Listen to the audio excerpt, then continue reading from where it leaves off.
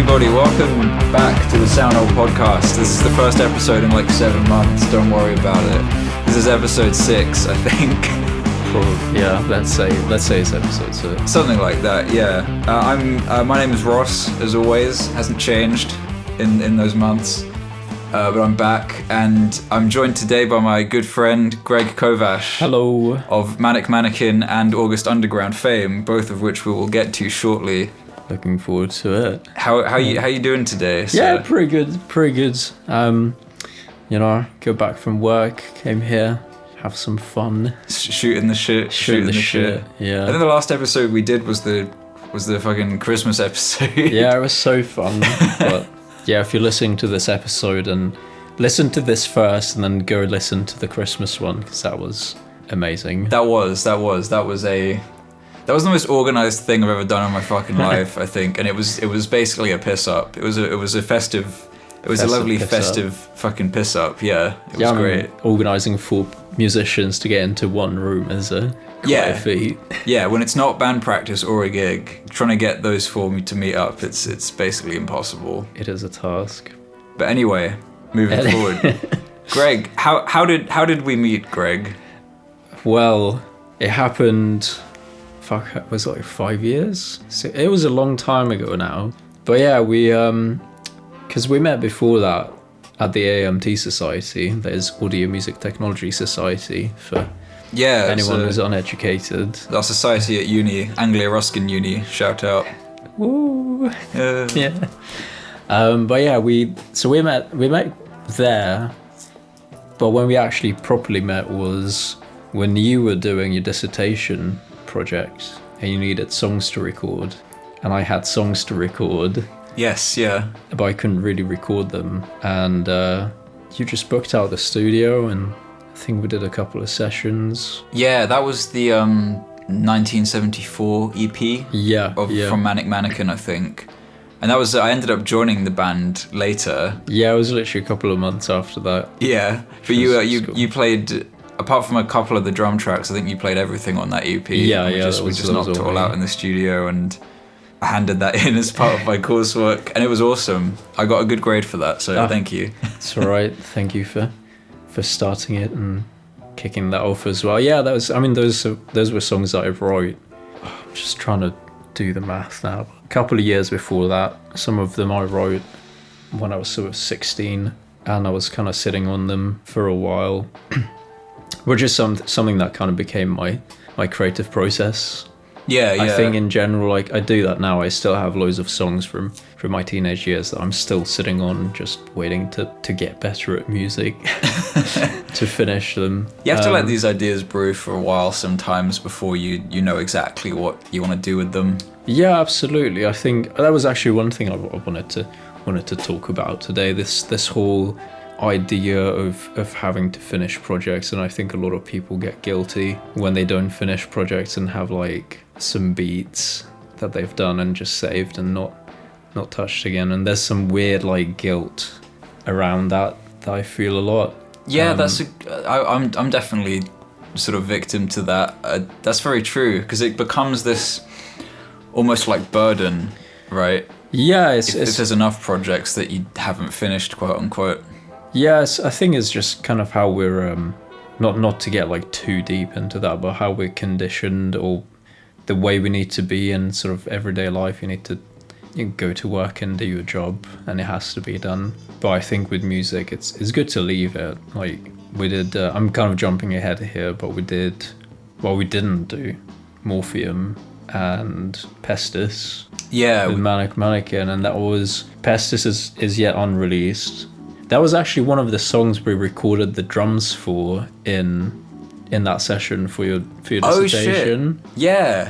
Yeah. I remember that now. Yeah, that was such a long time ago. Yeah, and that was something that I just didn't really do anything with after, and it took a couple of years for it to brew, take form, bubble to the surface, and yeah. I mean, I think there's a lot of music where you start writing it and then you reach a point where you're stuck. Sometimes you just need to wait a couple of years to get better at music, to move past that point. You kind of reach your limit, and yeah, and that's the thing, you can force yourself to finish it and have a quote unquote finished song, which isn't going to be that good, or you can wait a couple of years. Yeah, the sort of timeline of coming up with a idea that you think is like compels you, that you actually like. It's so strange because normally those good ideas, they're such a flash in the pan thing. Like 99% of the time, like okay, yeah, of course some great things were planned meticulously every step of the way for a long time, but for the most part, it's the best parts of a song will be done in, I don't know, half an hour, say. Yeah, in one sitting sometime, but then the actual process of like organizing everything and sitting with ideas in your head, and even letting the guilt that you mentioned kind of build up for like not finishing the extra, like not seeing it completely to completion. It just, that can take years. The entire thing, if from start to finish, takes years, even though the best part is just like bang. It's there. Yeah, it's kind of when your neurons in your brain kind of just like align. Because and then you're like, shit, yeah, that's the one. It's such a transient thing, Yeah. having that experience. And listening back to the music itself is such a transient thing. It's only really occurring in the moment. Yeah. I mean, fucking yeah, obviously. Right? But like, the only way you really analyze music is retrospectively, even as you're listening to it. Yeah, it's a very fleeting thing, and I think especially with this sort of thing of leaving ideas to brew, is the best thing is to just get over that guilt and just let it brew and let your subconscious deal with it. There's loads of songs that I started and I don't think I'm ever gonna finish because they were just not good enough. But there's a couple of songs that I can think back to, and I remember writing the initial ideas as well, where I'm like, this has been cooking in my brain for years now, and I know it's going to be good, and I will probably finish them at some point when I have the time, but I'm not gonna feel bad if I don't. Yeah, and they might not even take remotely the same form as what they started with, right? Yeah. But it's kind of a path that the idea takes in your own life before you say it can be described as being done. Yeah.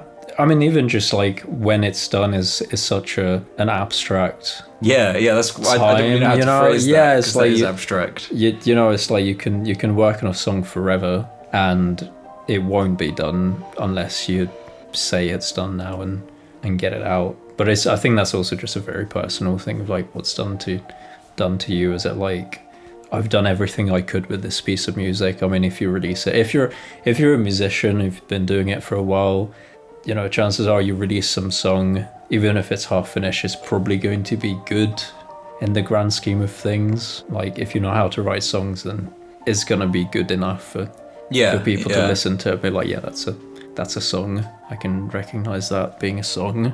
So I guess coming from like a music production background, like it can seem very obvious from the outside when it's done, because it's like, is it mastered now? Cool, upload. Yeah. Or then it's just releases on the release date, and it's, you know, it's all very planned and quantifiable.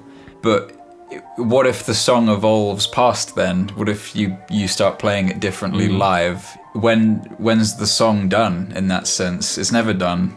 It is, especially when you're playing in a band. I think we had quite a lot of songs like that where we recorded it first, I think. Yeah. And then started playing it live. And then we realized, oh, okay, playing it live is very different to, you know, rehearsing it. Yeah, because you really get a feel for what exactly the song is when you're showing someone or showing a bunch of people the song. Like, no one even has to describe to you how they feel about it. You just kind of know, but just from the act of somebody else sort of witnessing it with you. Yeah, that or just even if it's not live and you're just showing someone a piece of music that you've been working on, you kind of distance yourself from it. I mean, even if you're playing it live, you distance yourself from it and kind of see it more as an outsider.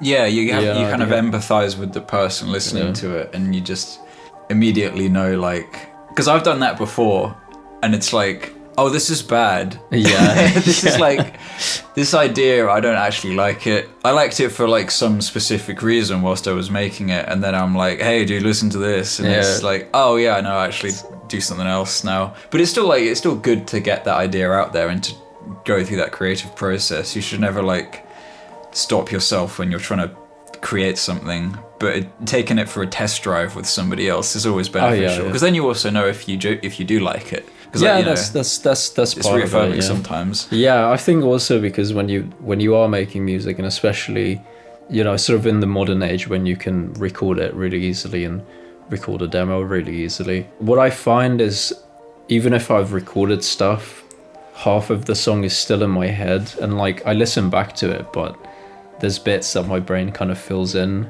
Yeah. I'm like, I actually want to do that as well in the future. But when I show it to someone else, they don't hear that because, they don't hear what's in my head. So it's my job, I guess, as a musician to translate what's in my head onto music.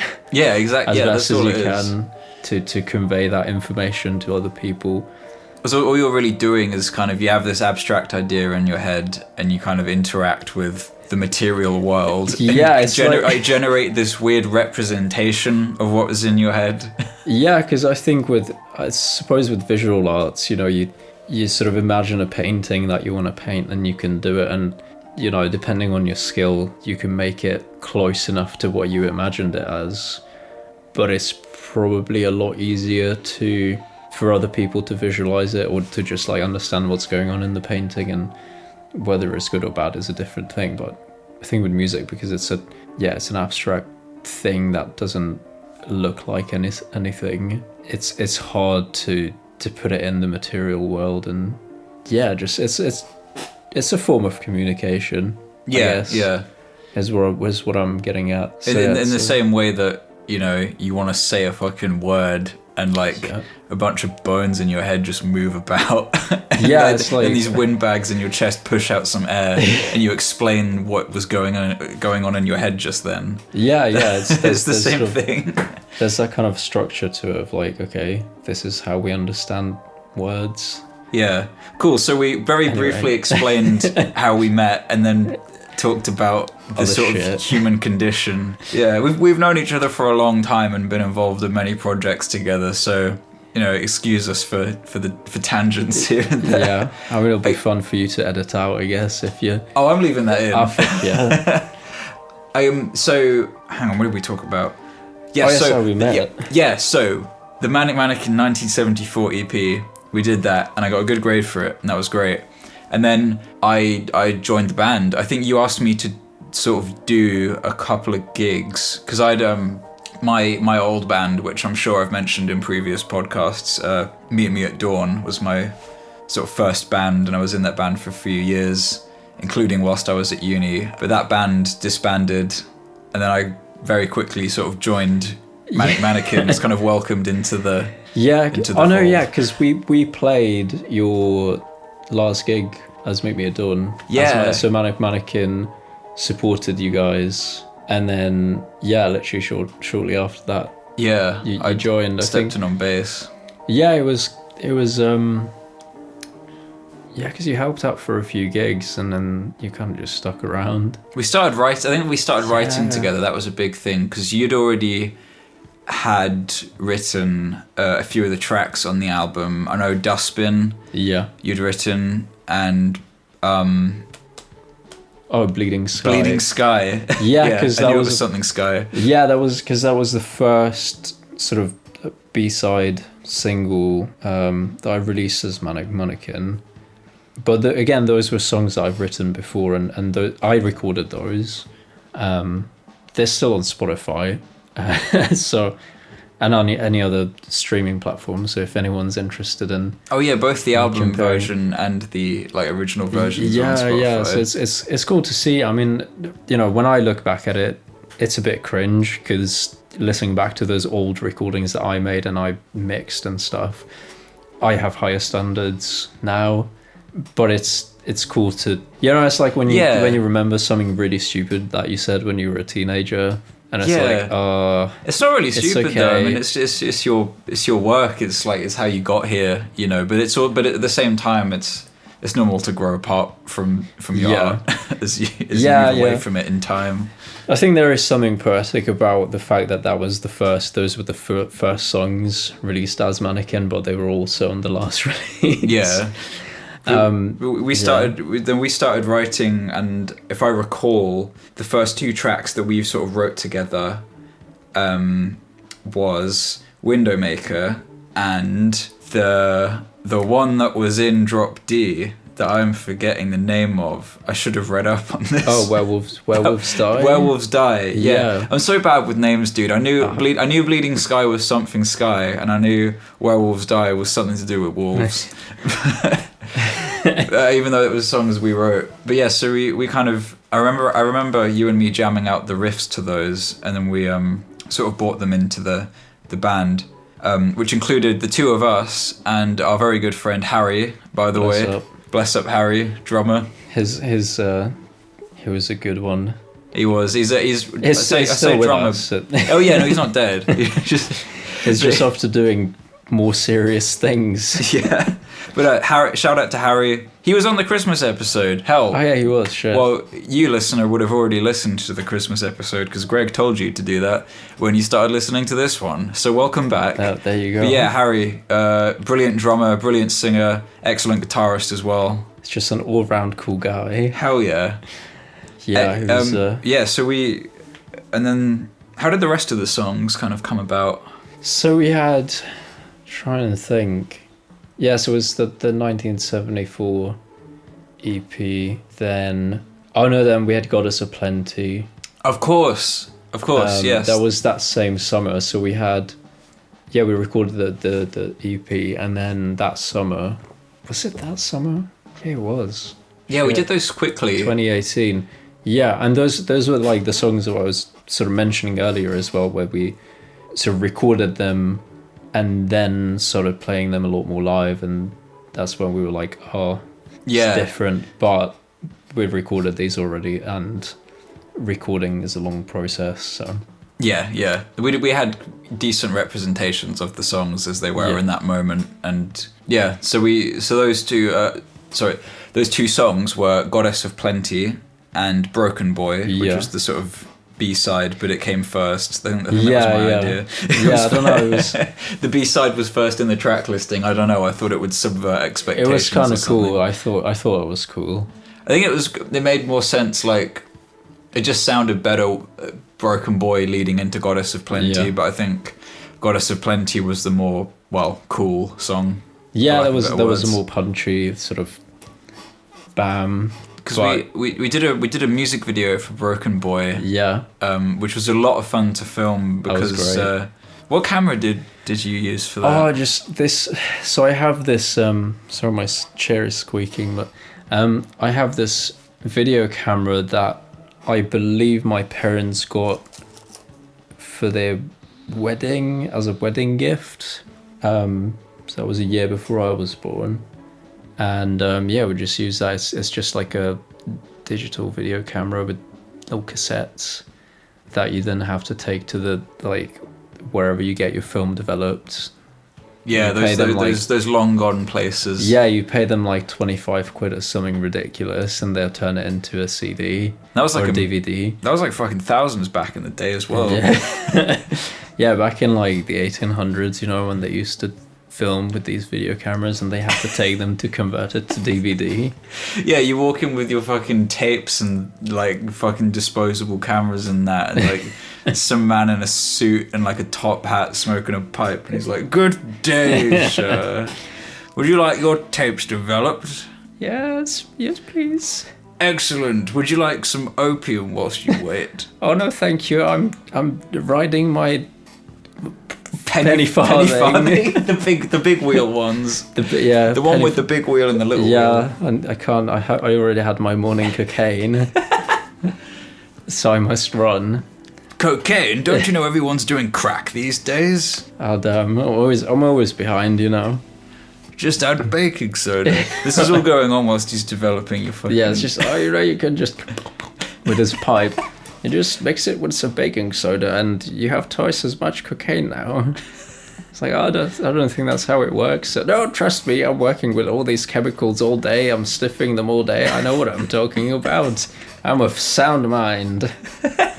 Yeah, we used to do that all the time back in. Yeah, so that's how I had to take it to get it developed. But yeah, that was great fun.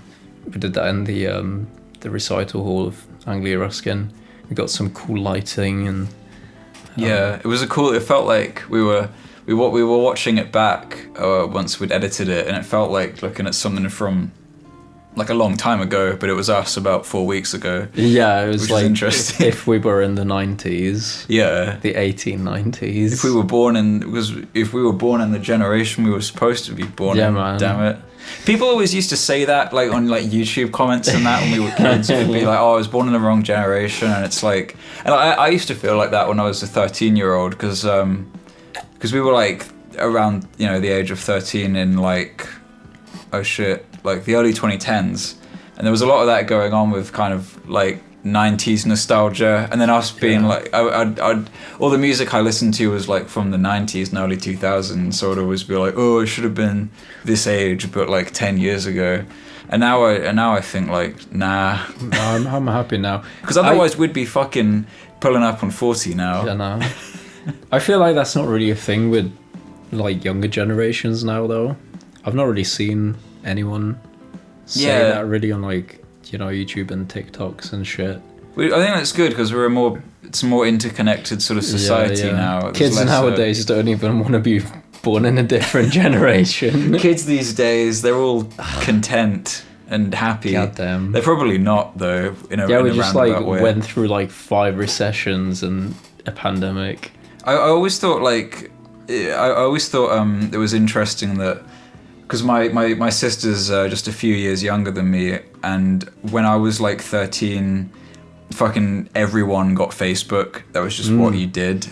And even though my sister's only a few years younger than me, like she didn't have Facebook. She told me none of her friends had Facebook. Facebook was seen as this like us and old people thing. And even today, like there's not really people younger than us don't really have Facebook. Yeah, that's the thing. Like, I mean, I don't really use Facebook anymore. Like, I use it to text my parents. But yeah, same with my brother. He's got Instagram, I think. I think he's got both, but it's just not that big a deal. It's like Facebook now is just for old people to look at AI generated images and say amen. To share pictures of like crustacean Jesus. Yeah. Just obviously fucking fake pictures of like fucking my gran knitted a cat the size of a fucking room, and all the boomers are sharing hard work. Well done, God Brenda. How's the kids? She took the kids. But yeah, so that's a thing. I mean, yeah, I suppose social. But TikTok's the new one. I don't know what's gonna be the next one. Maybe X. Maybe Twitter's gonna come back and X is going to be a great success. Yeah, maybe. Or probably not. Elon Musk's master plan, because he obviously knows what he's doing. Obviously, is that his master plan is finally going to work out, and X is going to be cool or something. Thing. Yeah, I never had Twitter even when it was Twitter. Actually, that's a lie. I had it for a bit when I was a teenager, just because it just seemed like a thing that you're supposed to do at some point, and it just. I never got into it. I was always just like, I don't really want to read people's fleeting thoughts.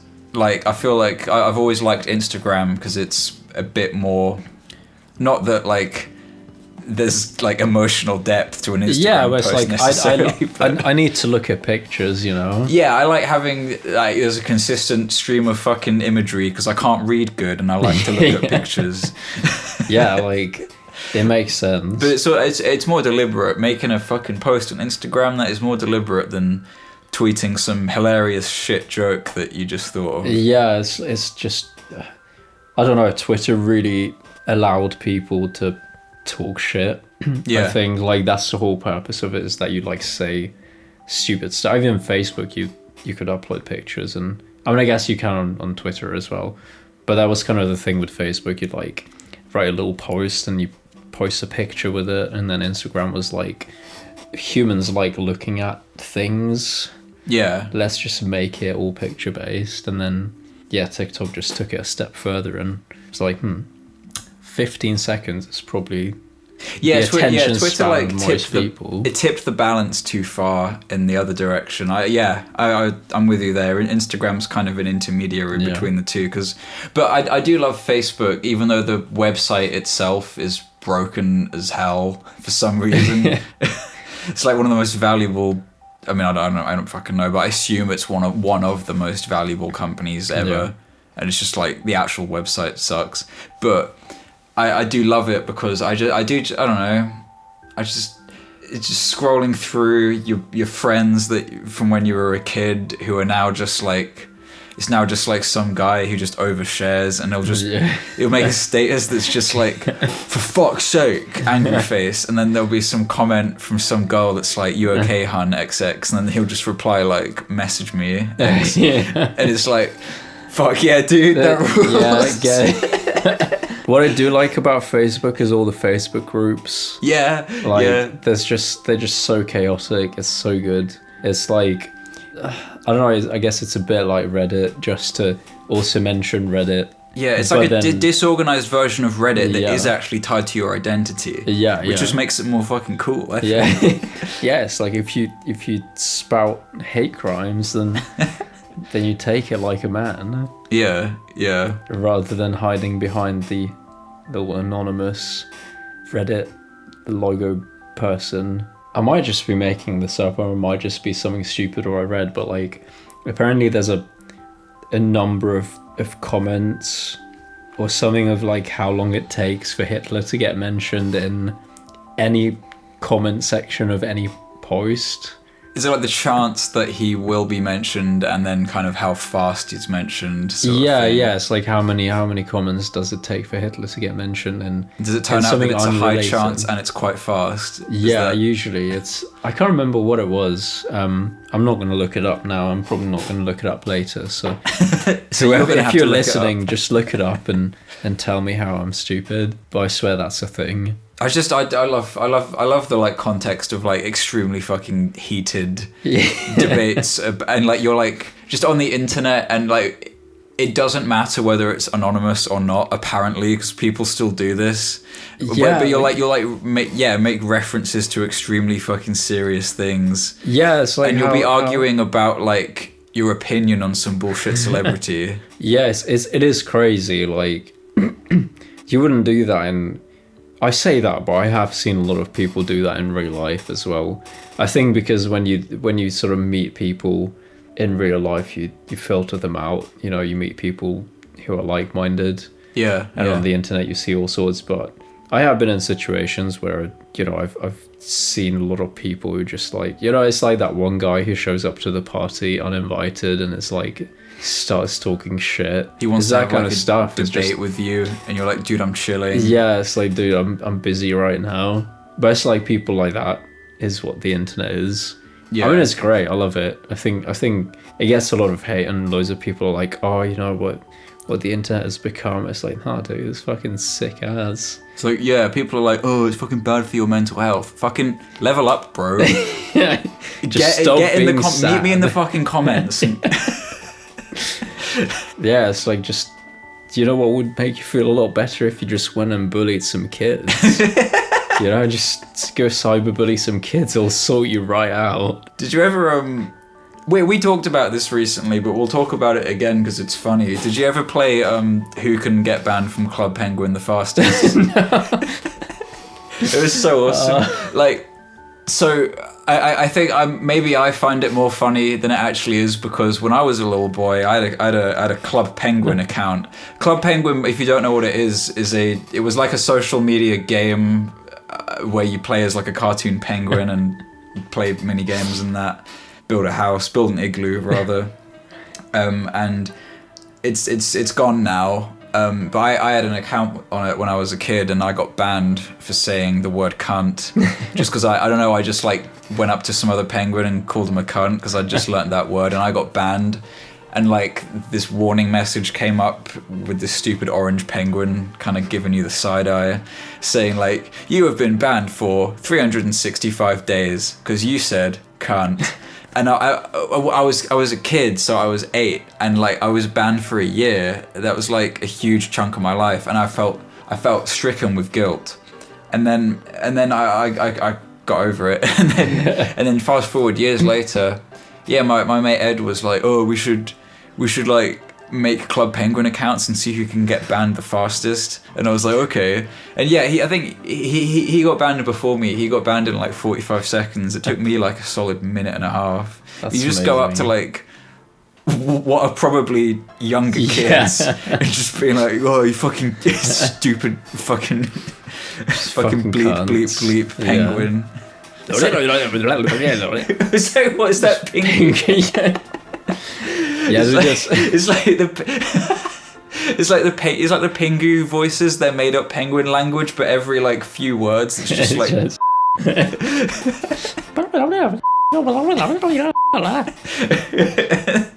like, oh, he went there. Oh, that's yeah. How did we even get to that? Yeah. Anyway, so our band Manic Mannequin. We were talking about band like club. Like Roscoe from Club Penguin. Club Penguin band, Manic Mannequin.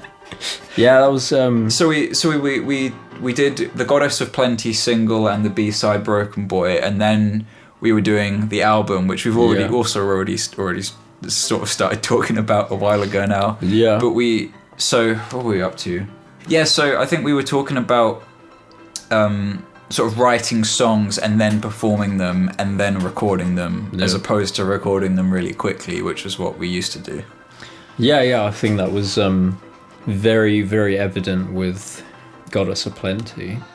I mean, if you're listening now, we've disbanded, so you'll never hear the live version, so it sucks to be you.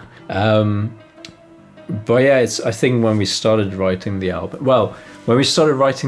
we didn't want to make it an album. I think it was summer of 2018, and that September, like sort of term time, we just started gigging loads. That was the time when we were gigging like at least once a week. That was pretty sick. Yeah, that was a good time to be at uni and to just be like, oh, you know, do uni stuff during the week, and then the weekend was like gig time. Big party. It was good fun, and I think we have learned from Goddess of Plenty in that sense as well, because we had Window Maker. That was the next song we wrote, I think.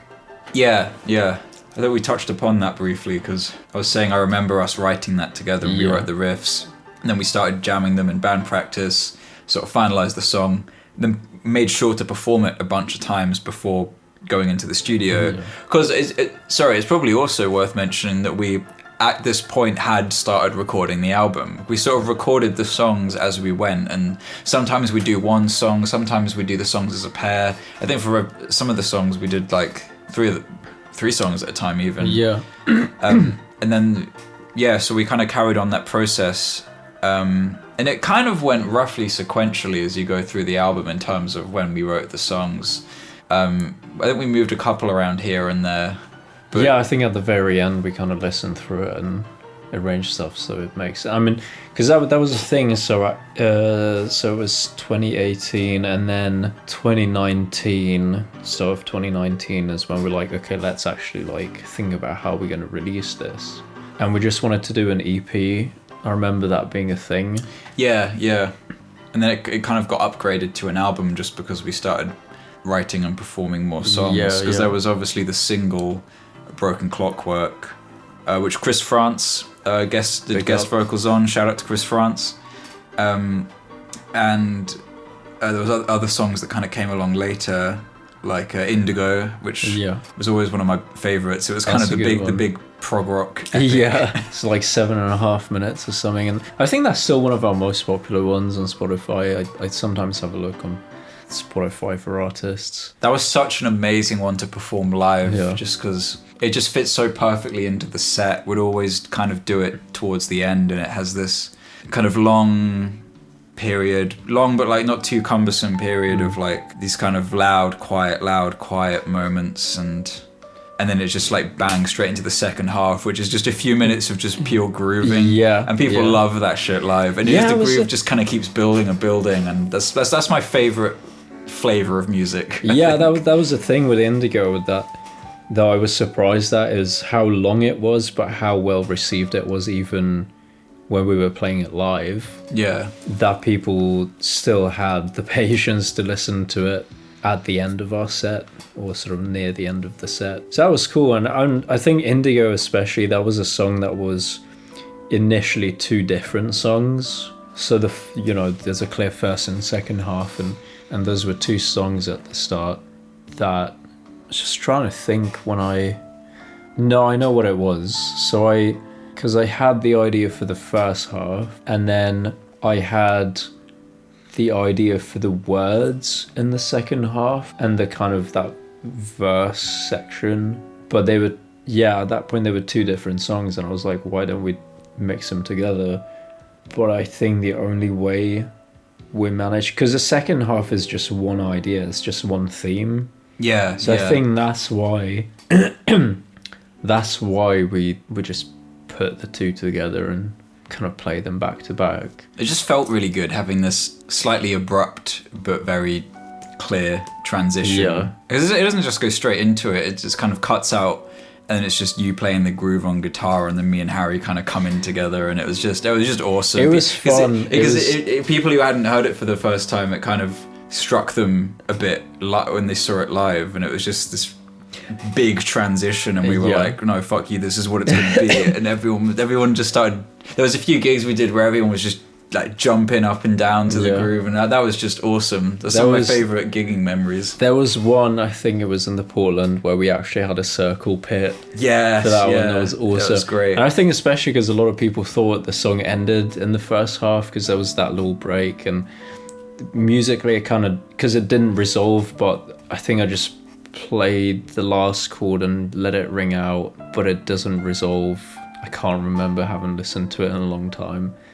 But then Harry came in with the drums, and we got back into it. And I think with stuff like that, it's a common practice to have like a breakdown in a song and just like finish it, but then come back for sort of an encore or like a breakdown or like whatever. But I think the fact that it was a completely different idea musically, it just made it a bit special. Yeah. It was nice.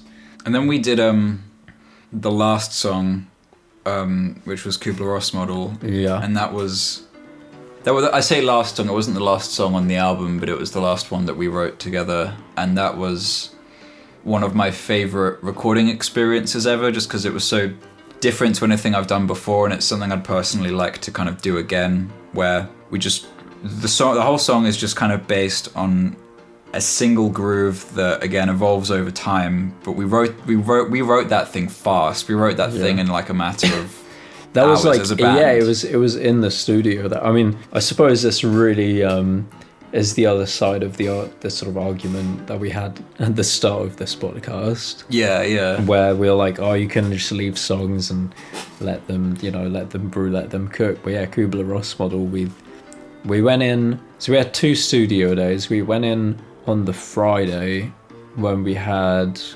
because we booked the studio out for Friday and Saturday, and half of Friday we spent setting up basically, and I think we were like, we'll just like try these ideas out, see what happens, but we didn't have anything specific.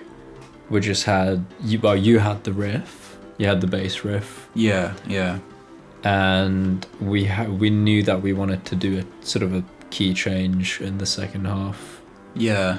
And I had some lyrics because the idea was for it to be about Kubler-Ross Model, which is the 5 stages of grief. So I had some lyrics in those 5 chunks. But yeah, we kind of just went in.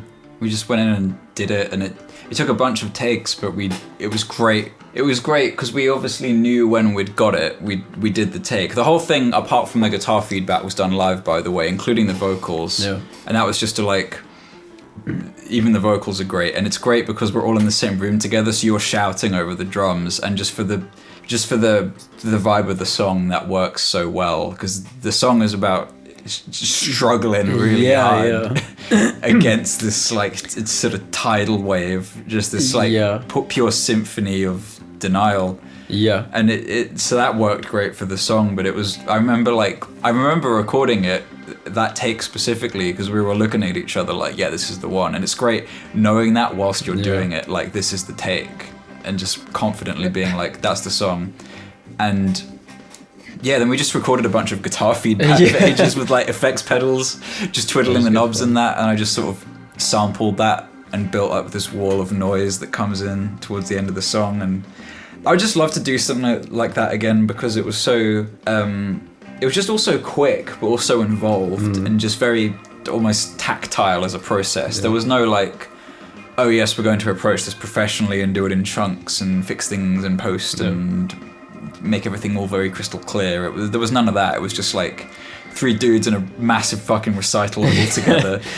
It was more of just like let's not fuck it up and try our best. But I think what was for me really special about that as well, and why it's something that would be so hard to recreate, was the fact that we were at, I think, the height of the band creatively as well. Like we've gigged so much in the past, couple of months. We've been writing these songs actively, like our brains were so on it, and then that was kind of the final touch, or the sort of we wanted to put something deranged and weird near the end. Something deranged, weird, and very fun. But I think because we had all this like routine, like together as well as three musicians, and we knew how we all work together and individually and stuff, that we were just at that height of creativity, and we managed to just do it. We could confidently do it the way that we did it. But I think to get to that level again, it would take the same kind of struggle as as a band, as three musicians, to get to that same level. And then if we just started jamming, we probably couldn't have done that. And then the last song on the album was Change of Direction, which I always thought just was a lovely note to leave the album on. Featured our good friend Susie. Shout out to Susie. Shout out. That was cool as well. That was a very different acoustic song to everything else, and that kind of closed the whole album as a concept album, I think. Because we had tied it together. We didn't even go into that yet, but because when we changed from an EP to an album, we were like, okay, let's not do an EP, let's do a full album, and then we're like, let's do a concept album. Would you like to talk about the concept? So we just it was kind of about mental health and that kind of struggle, and which I suppose is a cliche thing for musicians to do, but I think it was kind of a journey from start to finish, and it was if you listen to the album, I would recommend listening from start to finish, because that's the way it was intended to be. But also it does tell a story of that just weird metamorphosis. And how things are, at the start it's kind of dark, and it's like all things are a bit cloudy and muddy and fucked, and then in the second half with Werewolves Die and Indigo, it's a bit more clear, but it feels a lot heavier thematically. And then Kubler-Ross Model is just the very like epitome of dark, heavy stuff. It really felt like falling apart and then just picking up the pieces.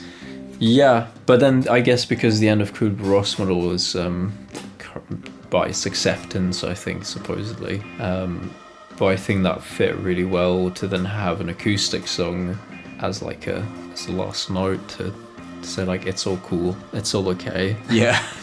But that was kind of a theme for it, and I think we did good with that. I have fond memories of the album, and we did an amazing gig in the very same room that we recorded the bulk of the album. That was the recital hall at Anglia Ruskin Uni, and a bunch of our friends came, and we just performed the whole thing from start to finish, and it was great. And then COVID happened. Yeah, that's when the tragedy came. The virus. The before times became the then times, which then became the now times, and it was a whole thing, and you were all there. Yeah, you guys, if you haven't experienced it, you probably shouldn't be listening to this because you're too young. Yeah, you're like... You say a lot of bad words. 3. But yeah, that was kind of the next chapter for us all musically. Yeah, because I mean after COVID hit, so we used to live together, but I think you and Harry, can I say, both moved to Leeds. I stuck around in Cambridge. Yeah. But that was also kind of like a spread out thing. So we did kind of, the band kind of, it was a shame, although we had some amazing times in Manic Mannequin, but yeah, the band did kind of get away from us a bit just because of the circumstances, but I look back on it very fondly because I think we created something that was very compelling to us as we were making it, and hopefully to anybody else that listens to it. So yeah, if you want to hear a cool, very much DIY, but hopefully well mixed sort of, I'll take the blame if it's not. Well, Ross yeah. I'm just gonna go out and say Ross did all the mixing and mastering, and he did an excellent job. Thank you, friend. So it sounds great. I did my best, but if you want to hear a very, very much lovingly created DIY sort of dirty grunge concept album, like proggy, bluesy grunge album, that I've listened to Broken Clockwork by Manic Mannequin. Our old band. Yes. Mostly written by Greg. I helped. Yeah, we all kind of... That's how it always is, you know. There's always one person in the band who kind of takes charge, and that's how it should be. If one person has a strong concept and needs a hand, you know, you can't. Well, that was the thing. You know, I think too many cooks, that kind of thing. Yeah, I mean, with a lot of these songs, you know, especially the ones I wrote a long time ago, like I had a very strong idea of what I wanted with them, but I also knew that I couldn't do it by myself, and I think that's very important to acknowledge for any musician when they start working with other people and collaborating, is to just accept the fact that you can't do everything yourself, even though you kind of want to because it's your ideas. But finding good people to help you is great. Yeah, you can really help you all move forward. Yeah, finding people that respect the direction and also know how to take it up to the next level. Because I always felt, for example, that like I think we got into a really good workflow where like my bass playing really supported your guitar playing, and I was very happy with that. And same with the drums, like, because we never recorded to a click, but Harry had such a big swing to the way that he played drums, and it was just we were very much in sync. Yeah. By the time that we got to our peak of performance, and that was. It was very good. It was cool. Yeah, it was very, very fun. But yeah, listen to Broken Clockwork by Manic Mannequin.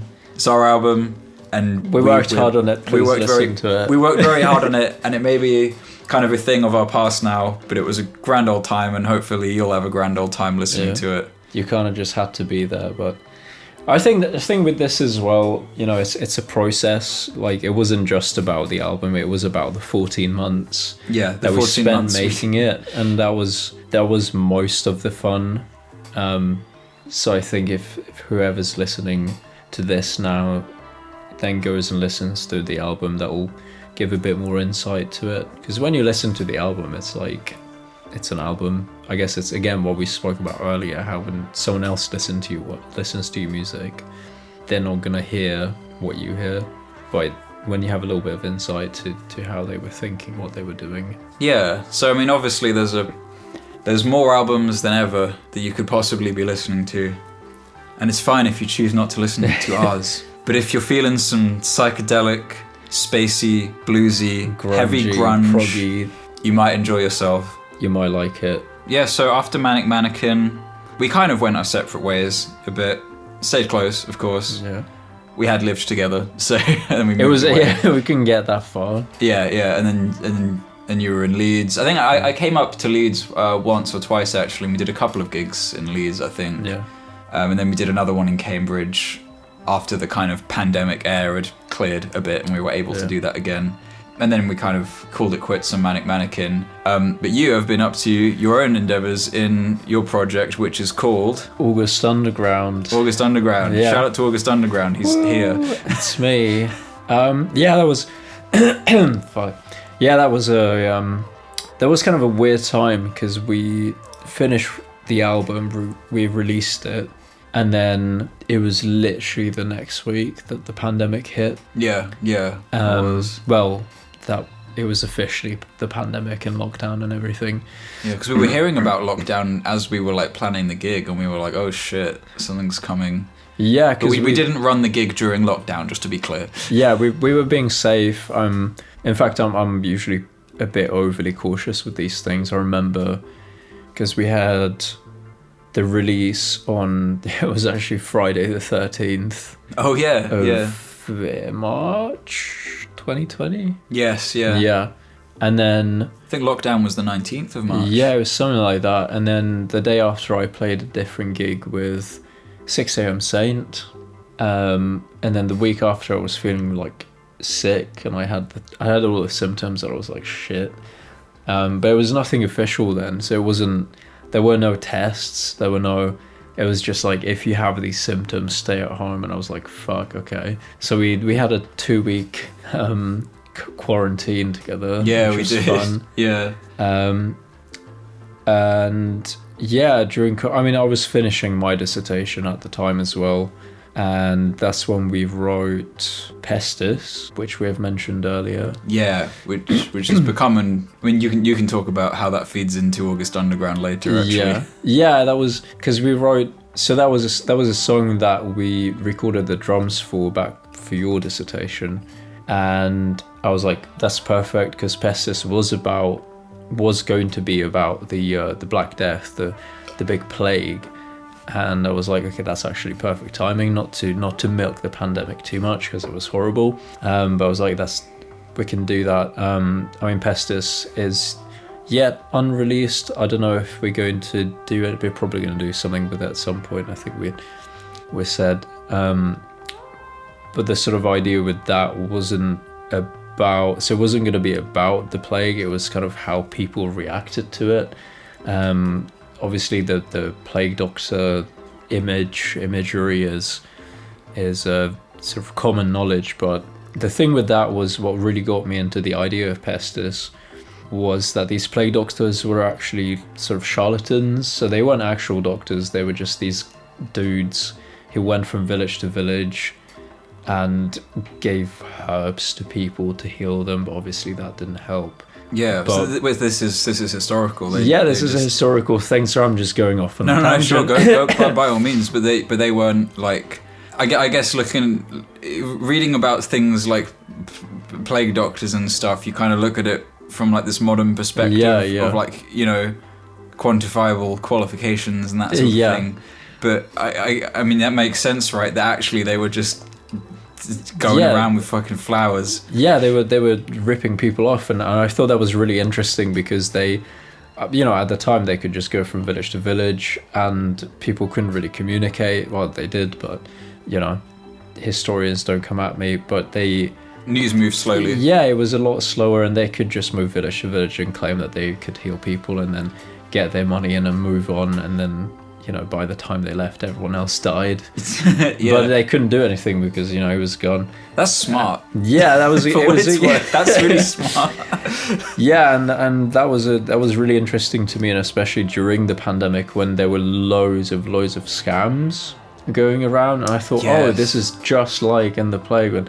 So I had the little light bulb moment. I was like, oh, that's cool. We could write about how, people haven't really changed, even though we were experiencing the same kind of things over history, and people react to it similarly, and there are people who try and take advantage of these situations. Yeah, I mean everything changes, and yet everything's the same. Yeah, humans are It's that just kind of as shit thing. as before. It's just on the scale changes. Yeah, it's not dudes going around in big beaked masks ripping people off. It's No, you're it's some getting a dude text. like messaging your grandma saying that she owes him fucking Yeah. thousands of pounds, or Yeah. pretending to be you asking for thousands of pounds. Yeah, exactly. So that was Pestis. I've kind of just went off on a tangent on a song that's not even been released yet. We'll tie it together. We'll don't tie worry. it. But the B-side to Pestis was going to be Morpheum, and Morpheum was the same kind of theme of just people being shitty and going at each other, especially during the COVID pandemic and also the plague. People kind of went at each other, blaming each other for whatever was going on and other things. So that was Morpheum, that we recorded demos for both songs. And then so summer 2020, that was summer 2020. September 2020 I moved to Leeds. I was studying my master's degree, which I kind of chose to do because it was a pandemic and there was not much going on, and I was in a fortunate situation that I had funding for that. So I did, yeah. So I started a master's, and that was really cool. That was a really insightful time, because most of it was about me as a musician and me as a creative, and actually having to write stuff about that and really going deep into you know what influenced me as a musician, historically, but also right now.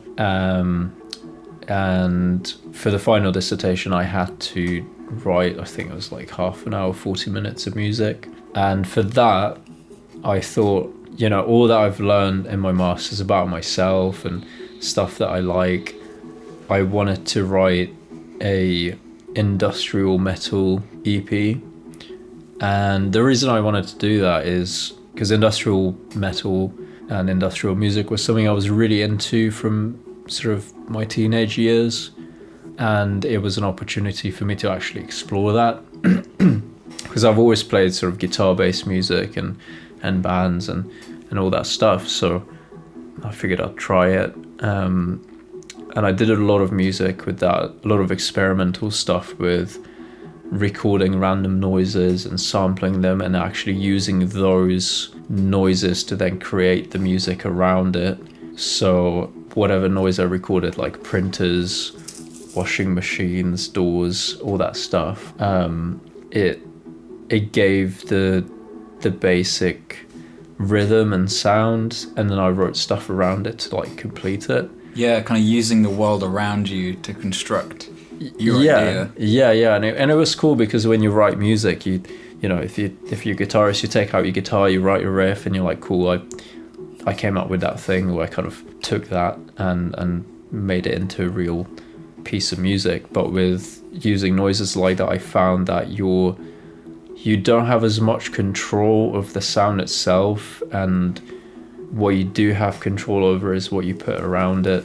So it was an interesting experience, and for that, so all the songs I for part of my dissertation, I kind of had to label it as a musical project, and I was like, okay, cool, let's call it August Underground. What made you go with the name August Underground? So August Underground is this snuff film that I found from 2001. There's actually 3 of them. It's a trilogy, and it was made by this guy with, I think, no budget at the time. And what was really sort of inspiring about it in a way, creatively, was, so when I was writing my dissertation and these music and these songs for the dissertation, one of my biggest problems I've had with metal recently is that it's too refined. There's a lot of very, yeah, sorry, I don't mean to interject on that point, but there's a lot of very, very bright, sparkly, squeaky clean metal. A lot of which I grew up listening to, and a lot of which I still very much love. I'm not slating any differing musical styles here, but there is a chaotic element that kind of goes unsaid, shall we say. Yeah, I think because at the time I was doing that, I was getting really into horror films. I think it was around Halloween time as well. So I was spooky season. Spooky season. I was watching a lot of horror films, and I love the Saw films. They're a bit goofy. First one is a banger. It's so good. I'm not too into the sequels, but yeah, that's and that was the thing, with Saw. It was, I mean, the first one's a lot more gritty and like, I wouldn't say it makes you think, but it's a lot more like cerebral. It's got a bit more of that in the moment authenticity to it. Yeah. And the sequels were a bit too clean. It's like you knew what was happening. There was a lot of gore, but it's like too refined. It's too contained. And I kind of compared that to modern metal, where it's like, it's still cool, it's still nice to listen to, but it's a bit too, it's missing that grit. It's missing that sort of really low down sort of feel to it. Yeah, because there's certain bands, if I can shout out a band that for me, bridges the gap perfectly. I hope I'm pronouncing this right. I have seen them live. They're called Vildhjarta. Vildhjarta.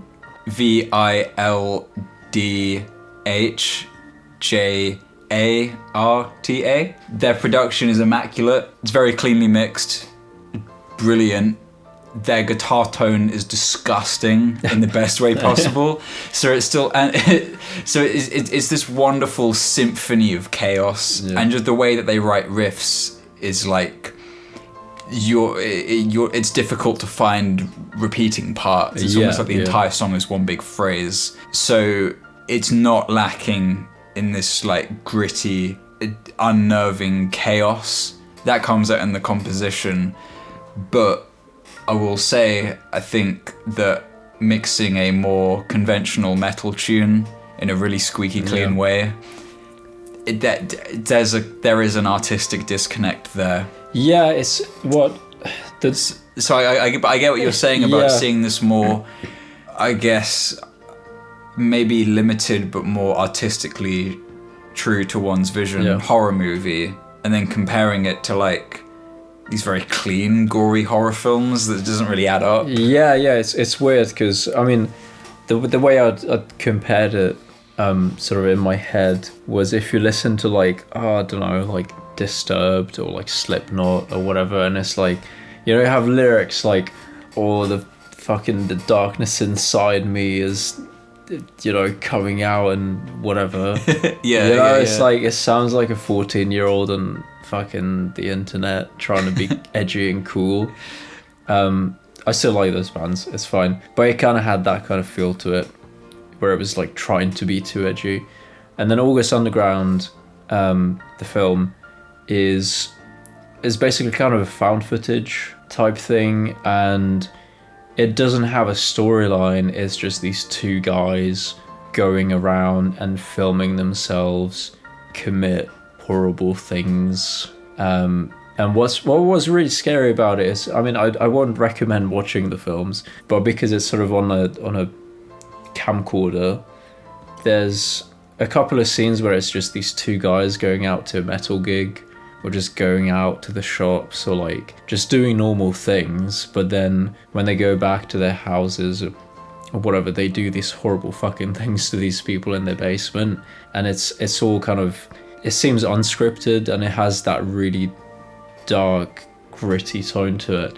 So long story short, that's kind of the thing that I wanted to convey with my music and my project August Underground, where it's a lot more gritty, and I'm still kind of figuring it out. I think I've released 5 songs now, but I think Pig and A-Man they're the ones where I've successfully kind of reached that point, I think, where it's a very gritty, and it's not trying to be edgy. It's just horrible, and a lot of it is sort of self-reflecting.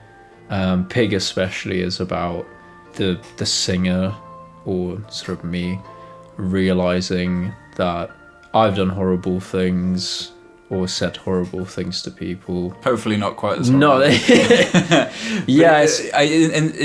In self-reflection, those things can be amplified. Yeah, it's like, especially for better Pig, or worse. Especially Pig is like, you know, when you have like, when you hate someone, you're holding a grudge against someone, and you're like, oh, this person is so shit and they're horrible, whatever. And then after a while, you realize that like, oh, I was also kind of in the wrong, and I was also part of why. Because you're only really hate's a strong word, but we'll use it anyway. You're only really hating your image of this person in your head, your personal construct of it, let alone like their whole life, right? Yeah, so, exactly. You know, and it's but in the moment, these things can be so visceral. Yeah, and just that feeling of realizing like, oh shit, I was also in the wrong, or like, you know, sometimes it's like, oh, actually, I was the one in the wrong and not the other person. But you find out or realize it years later, and you're like, oh. Yeah, then you're gonna message them and be like, I'm sorry. Yeah, it's like, hopefully it's fine. Who are you? We've all because to talk about one's like anxious thoughts like that, it can kind of make it all sound so much worse than it is. But it's only because you're kind of anxious about it retrospectively. Yeah. What we're talking about is like social disagreements or like, oh, I was drunk, because like, I mean, I've had it as well, where it's like, oh, you just say something incorrectly, or some point isn't conveyed, and you get so stressed in the moment about this misunderstanding, and then afterwards you just have just heightened social anxiety about it retrospectively. I do, at least. Yeah. And that's the kind of stuff I'm trying to do with August Underground. It's a very like, you know, it's not some weird like pseudo deep message of like, fucking, I don't know, just other people being horrible, like, oh, this breakup is so sad, or like, no, I try to go into these like visceral kind of, because those awkwardness and even if they're amplified, those feelings are real, and that's just part of life. Like we all stay up at night sometimes, hopefully not too often, but we all stay up worrying about what other people think because of one thing that we said, and you can't please everyone. And if you really think about it too hard, just having a life sounds very exhausting. It doesn't have to be, and it certainly shouldn't be, but we've all been there before. It's part of the human experience, and it's maybe something that we don't talk about enough. I think that's the thing with this whole thing, the whole project, is that it's something that I've not really heard in music. I'm sure it exists, like, you know, I definitely haven't reinvented the wheel, but I've not really heard it much, and I think it's such a universal thing that it's important to put it out. And it's probably because it's kind of, I wouldn't say it's taboo, but it's just not something you'd like to talk about. I think even if you're talking about your feelings with other people, you're not gonna go that deep and be that honest about these kind of things. But yeah, so that that kind of went on a dark tangent. But yeah, that was the kind of thing with August Underground. And yeah, I've released a couple of songs over the years. How many did you say? Was it five? Five you're on songs, now? Yeah. Because then the latest of which is Morpheum. Yeah, a song called Morpheum, which is an excellent fucking song. Thanks. That kind of has its roots in the aforementioned Manic Mannequin days. Yeah. So that was, I think as I mentioned before with Pestis, that single we never finished or released, and the B-side Morpheum. I actually really like that song, and after the band broke up, and after we've had a last gig at the 66 bar in Cambridge, and shout out to the 66. Shout out to them. I think because we kind of just decided to call it quits at a high point, I didn't really want to take it any further and just drag it out. And I felt it was better to finish on a high note than try and keep going. But yeah, so I thought, hey, I really like Morpheum, and we're not a band anymore. And I also didn't want to release it as Manic Mannequin because I didn't want to, we just announced that we're breaking up and we're done. And then I didn't want to go, 6 months later, be like, hey, here's 2 new songs. But yeah, I took it and I completely redid it as an industrial metal track, which was really cool. It was a really cool thing to do. You kind of remold this thing that you already understood. Yeah. And turn it into something new and different. Yeah, and it was really cool because there were bits that I took from. I will have to say that your bass tracks are still on it, so. Which I have been proudly feature on the song. Yeah, but Ross is featured on Morpheum, which is very cool because the bass on that is very cool. Thank you, brother. But yeah, there were some bits with it where I think the main synth part at the start was actually a guitar sort of middle 8 bit just before the solo. I was like, oh, that's cool. I'm just going to convert that into like a arpeggiated MIDI synth.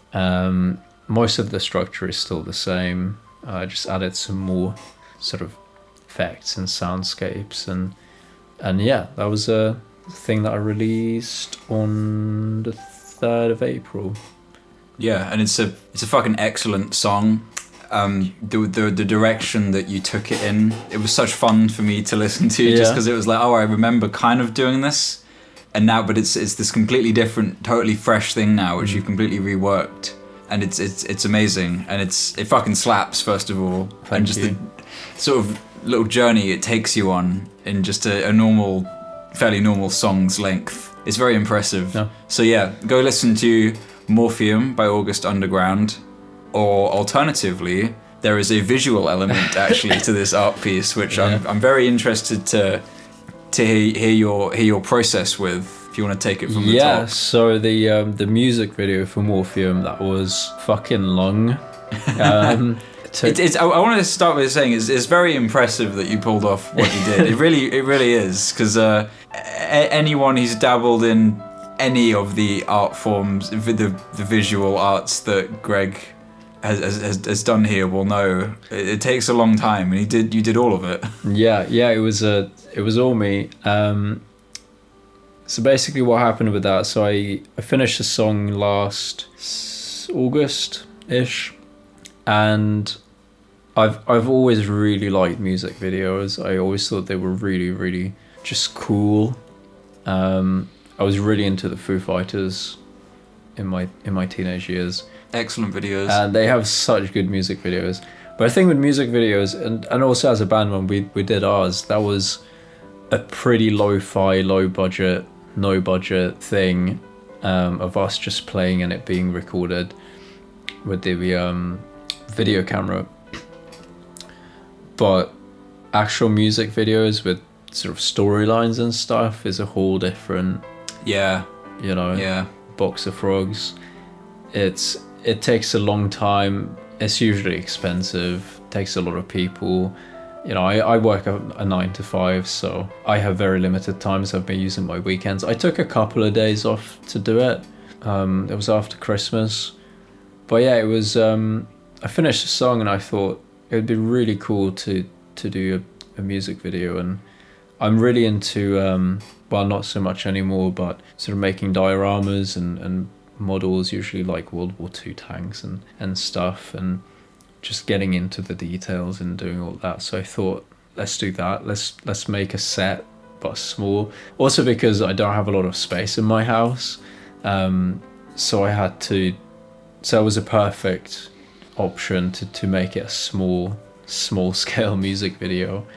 And I've not really done that before. I've done stop motion before. We actually tried making stop motion music video back in the day. Yeah, for Goddess of Plenty. So I've had some experience, but not a lot.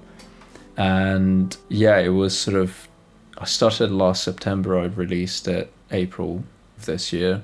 And like outside of work, you're working on this thing pretty constantly, just to give everyone and just to give everybody an idea of how long. Yeah, it was what was that 7 months or something? But yeah, it was pretty much every weekend. After work that I got home, I'd do little bits, and yeah, it was a long process. I've got a bunch of behind the scenes footage that I want to release, and because I documented it all, because it was my first music video, my first sort of video or film project. But yeah, the main thing was I had 3 different sets, and I had this marionette puppet with a little pig's head, who was the main character. And yeah, I came up with a few ideas at the start, but it took longer to actually come up with the whole thing and how I'm going to do it. And I've had to learn how to film stuff and how to edit it, because I've not really done that before. So I had to make 2 different puppets. I did the main one, I did the close-up head with the movable eyes, and I've made some shadow puppets, because again, that was one of those things where I wanted to make my life easier, so I could build an even smaller set for the corridor. It's just a little like cardboard cutout of the pig like moving around. But yeah, that was a long process, and I learned a lot. I think that was the main thing. And what was interesting is I kind of started working on it, and it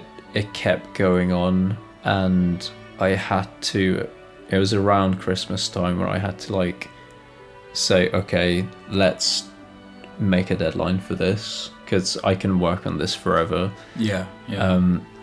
So yeah, at that point I could sort of plan it a lot better. And I mean, filming as well, I had to do in different bits, because initially I just wanted to make all the sets and then film it in one sort of long weekend or whatever, spend time just filming.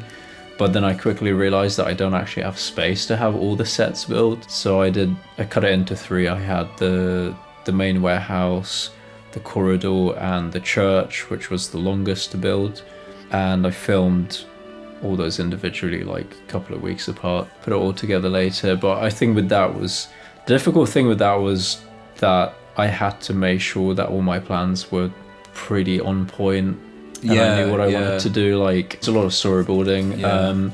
I also have made an animatic video, which is just drawings, and I put the music under it and the pictures kind of change. You can find a bunch of like Pixar's and Disney's animatic videos where it's just like, it's not a moving picture, it's just it's kind of the pencil drawing. Yeah. Have you uploaded that? Are you considering it? I will be, yeah. With the animatic, I mean, that was one thing. I did loads of drawings, just of the sets and what I wanted to do. And another main thing that I wanted to do with this was to have it on basically no budget.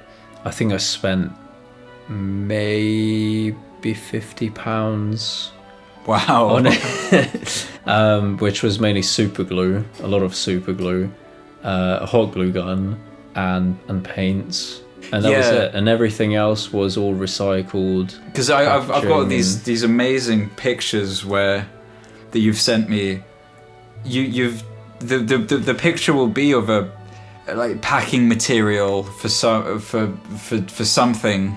Yeah. It's just some like empty old packing material, and you'll send me a picture of that. Then like later you'll have sent me a picture of this thing in the set, and it looks like part of a building. Yeah. So like were you? Obviously there's a lot of painting going on, but there's a lot of very interesting lighting work that you've done to really make these settings feel like real places. Yeah, it was. I mean, the first thing is actually finding packaging material that looks like the building or the wall or whatever I wanted. And then it's just a lot of painting, also just putting it into context.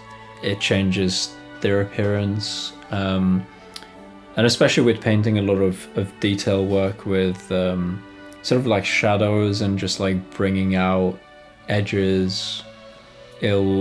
These kind of details, like small details, will make them look big, and it's a very common thing that I do, like dioramas, and especially with like tanks and stuff, just like prime them with black and then paint them and then put a little bit of like white on the edges. Do like oil washes that kind of seep, so it's like oil paints, like really really thin down oil paints that just seep naturally into the cracks, which if you look at it, it makes it look bigger. It makes them look bigger. So yeah, it was kind of tricks like that. Yeah, kind of more. There's more visual information there. Yeah, and then I mean at the end editing and color correction and stuff, which I've just learned how to do, I guess. So we did I'm a very proud good of it. job. Thank you. Yeah, I'm very proud of it. It was a very cool project, and I think again it was a case of the process itself was a lot more fun. Once I released the song, I keep having to remind myself to post about it and share it, because in my mind it's the process is done, it's finished. I'm not so much about the end project. It's more about the process. I'm just like, oh shit, post about it. That is a tricky thing though. You've done this huge thing and it's out now, and it's so tempting just to say job done, but then it's like, oh, for literally everybody else on the planet, this is a brand new thing, apart from like maybe a few friends that I've told about it. Yeah. So yeah, you still have to treat it like this brand new thing, right? It can be exhausting. Yeah, and I think with August Underground in general, I didn't really want to promote it too much as a project or just the songs. It was more for me to have fun and make these songs that I wanted to. I mean, it takes so long because again, don't have a lot of free time, so I release I think like 2 songs a year maybe. So it's more just for me to actually like write these songs, and then the release is more just sort of documenting them. It's like it's out, it's a part of me that's like there. But I think especially with Morpheum, both the song and the music video, because I worked so much on it, I was like, I need people to see it. Like I've worked so hard on it, I've worked so long on it, might as well share it as much and try and promote it as much so people can see it. Yeah. But yeah, it's more just for fun. I mean, I've got more ideas now.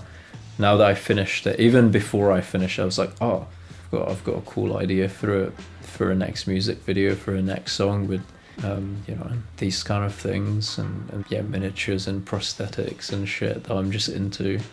So yeah, that's something to come. But yeah, for now I think the music video is out. Go watch it. It's good. Yeah, again, go watch hop on YouTube right now, listener, and stop listening to this fucking podcast and go and watch the music video for Morpheum by August Underground. Yeah. It's phenomenal. I want everyone to see it because I know how hard you've been working on it for so long, and I was gonna say it is very tempting with such long form projects to just come up with other ideas to keep your brain active. Because what realistically, once a project goes on for longer than, I don't know what time frame you want to put on it, but let's even just say like a month, it's become a consistent part of your life. Yeah. And I guess with some things that take longer than that, you have to keep reminding yourself, like, no, I have to do this. It's an ongoing project, and don't box yourself in. But also you have to be like, no, I'm doing this, and I'm setting myself a deadline, like you said, because that is a healthy way to work, because you have to keep it together. That's you can keep working on it forever. The thing is, especially once it becomes a part of your life, it'll just become a routine thing, and it will never get done. Which is also fine if that's what you're into. But I always need to do stuff. I need to do things or I'll die. That's my thing. Like even if I'm just watching TV in the evening, just like it's like, especially if I'm watching TV with my girlfriend and we're just watching whatever film, and I'm just like doing my little tinkering, doing my thing, and I sometimes like just stop and think like, oh, is this like a normal thing that people do? I mean, not necessarily, but it's good because you're keeping keeps the mind active. Yeah, I need to keep busy. I mean, that's and the good thing is, with it's having the balance of creative work and other stuff. Now I'm done with Morpheum and the music video. I am promoting it, doing that whole thing, still playing music here and there, but I'm getting into another project where I'm just like fixing up a mixing desk. So it's a not very creative project to kind of balance it out.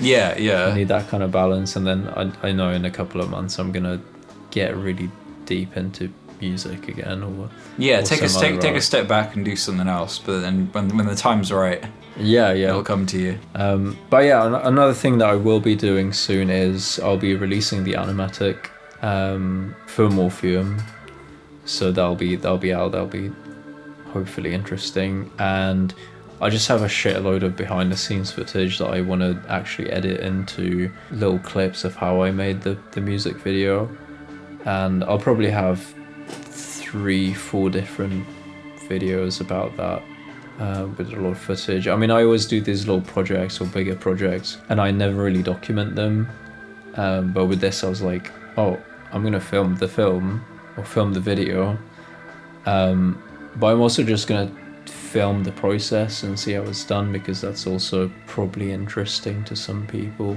hopefully. I think it definitely is. Me, I mean, you know, it's definitely interesting, and it's something else to post, right? Yeah, so it's content is content. But I think people, it's just interesting for people who just, they've never seen something like that before, or they have seen many things like that before, just to see the process and kind of understand like how much work goes into it, but then also the kind of in the moment meticulous thinking, such as like you were saying about the paints and creating a sense of scale. Like, stuff doesn't just look like that naturally. You have to think about that ahead of time and then do it and then film it. it's a, and I think I think it's good to show that as well. But yeah, animatic will be out, behind the scenes footage will be out. More music in future. I'm hoping. Yeah, absolutely. There's more stuff in the works. Yeah. Do you want to give a shout out to the socials so that people can be updated? Yeah, socials are at august.underground on Instagram, and that's it. We've got Spotify, August Underground, YouTube, August Underground. Definitely check out the YouTube so you can get that video, because that is. You'll probably find a lot of stuff from the actual film, like the snuff film. That is true. If you search August Underground, so there may be some conflicting search results. Yeah. But you'll figure it out. You're smart. You found this podcast. You can find the fucking video. I also have a TikTok, which is the Angry Music Nerd trademark. Hell yeah. I just do a bunch of music related comedy stuff on there. Really, it's just a lot of crap. There's a lot of theory stuff that you kind of touch on there, right? Not so much anymore. It's more just crap now. It's more just memes. But yeah, I do some theory stuff, obviously with my music as well. That's it. That's me. Nice. Well, thank you for listening, everybody, and once again, go check out August Underground, the band, not the film, or musical artist rather, August Underground. Check out Morpheum by August Underground, the music video. Check out our old band, Manic Mannequin. Rest in peace, Manic Mannequin. But check out our album, Broken Clockwork, which is now about 4 years old, but it's still fresh. fresh as fuck, dude. Yeah, follow me on TikTok at the Angry Music Nerd, and also follow the Sound Hall podcast. Yes, follow this podcast. If you've YouTube and upon Spotify and follow this podcast, please. I need more listeners. I need to do this more often, and to do this more often, I need more listeners. Yeah, we need you guys to encourage Ross. Yeah, I want to do this more often. Greg, you'll be back on. I think Nathan of 6am Saint fame will also be making appearances regularly in future. My own band, Sun Machine, who were on the last episode. Our Sun Machine is so good. Thank you, man. Let me just go off on a quick tangent that Sun Machine is so good. Their album is fucking amazing. Thank you, brother. If you're out in the Cambridge and London area and have a chance to see them live, do it. It's a lot of fun. Thank you, man. It's great. Thank you. Bless up for saying big that, up. Man.